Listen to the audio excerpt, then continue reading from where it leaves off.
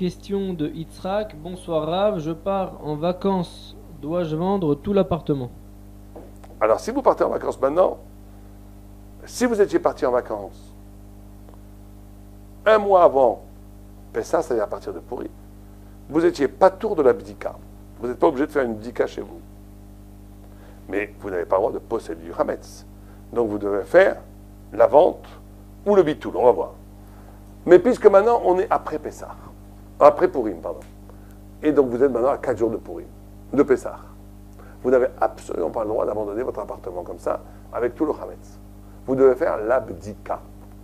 Sans bracha, si vous le quittez avant le jeudi soir, si vous quittez votre appartement avant jeudi soir, vous êtes obligé quand même de vérifier toute votre maison, de A à Z, et de prendre tout votre hametz, ou bien de le jeter, ou si vous voulez vendre, de le mettre dans un placard spécifique, où vous mettez tout votre hametz et où vous allez le vendre aux autorités compétentes, ça veut dire si vous êtes à Paris, chez les Chabad, ou au consistoire, qui vont vous faire une vraie vente auprès d'un goy.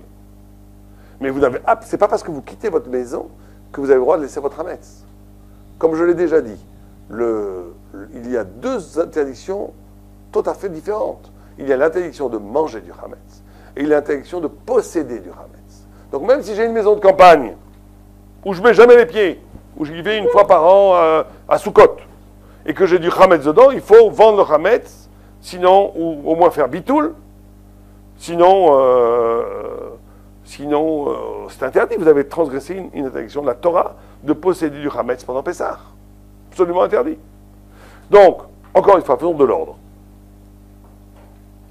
Si on quitte l'appartement un mois avant, on n'est pas obligé de faire la bdika, c'est-à-dire de chercher le hametz.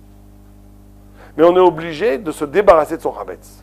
Comment on peut s'en débarrasser? Ou en le vendant, ou en faisant bitoul, c'est-à-dire en annulant le hametz. La différence, ça va être quoi? C'est que si vous le vendez vraiment selon les lois, je parle, en le mettant dans un endroit bien spécifique, vous pourrez profiter de ce hametz après Pessah. Mais si vous faites bitoul et vous ne le vendez pas, il faudra jeter tout le hametz. Vous ne pouvez pas le manger après Pessah, même si vous avez fait bitoul.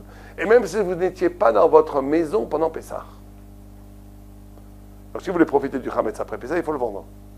Si vous n'avez pas vendu et que vous êtes un mois avant, vous pouvez faire bitoul, mais vous décidez en ce cas-là de ne plus utiliser tout le hametz que vous avez trouvé chez vous. Si vous êtes dans le mois d'avant, 15 jours avant, 3 semaines avant, 1 semaine avant, 3 jours avant, comme maintenant, là vous êtes obligé de faire la bdika, de chercher le hametz chez vous partout. Vous ne faites pas la bracha si ce n'est pas jeudi soir. On ne fait pas la bracha, mais on cherche le hametz. Tout le hametz qu'on a trouvé, ou on le détruit, ou on le jette, ou on le met dans un placard et on le vend conformément aux halachot de Mechirat Hametz. Donc ce n'est pas parce que vous quittez votre appartement que vous avez le droit de laisser votre appartement avec tout le hametz dedans, c'est absolument interdit.